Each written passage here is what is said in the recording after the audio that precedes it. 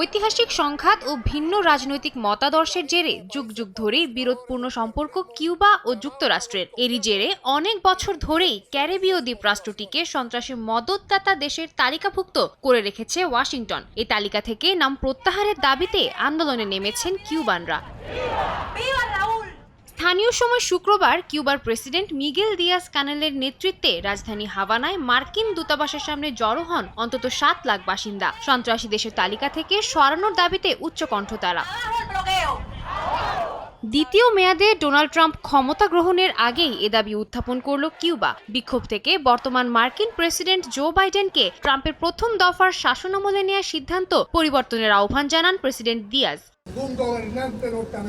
যুক্তরাষ্ট্র কিউবাকে সন্ত্রাসী রাষ্ট্রের কাতারে ফেলতে পারে না, আর তাদের বর্তমান প্রশাসন এ কথা বেশ ভালোভাবেই জানে। এমনকি মে মাসে পররাষ্ট্রমন্ত্রী অ্যান্টনি ব্লিংকেনও স্বীকার করেছেন যে কিউবার এখনও এই তালিকাভুক্ত থাকার কোনো যৌক্তিকতা নেই। তবুও তারা এ বিষয়ে কিছুই করছেন না।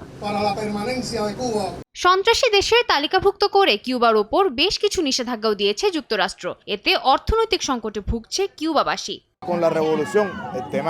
এত নিষেধাজ্ঞা না থাকলে আমরা আরো 1000টা জিনিস অর্জন করতে পারতাম। আমাদের বেতন আরো বেশি হতো, অর্থনীতি আরো উন্নত হতো। এজন্যই আমরা এই দাবি নিয়ে মাঠে নেমেছি। কিউবা প্রশাসনের দাবি, দেশটির অর্থনীতির দুরবস্থার জন্য প্রধানত মার্কিনদের আরোপিত নিষেধাজ্ঞাগুলোই দায়ী। এতে কিউবায় মূল্যস্ফীতি, বিদ্যুৎ ঘাটতি এবং নিত্যপণ্যের অভাব তো রয়েছেই, বৈদেশিক বাণিজ্যও ক্ষতিগ্রস্ত হচ্ছে। শুক্রবার হাভানার এই পদযাত্রা বিশ্বজুড়ে কয়েক বছরে মার্কিন দূতাবাসের সামনে হওয়া বিক্ষোভগুলোর মধ্যে সবচেয়ে বড়। সাদিয়া তাসনিম, সময় সংবাদ।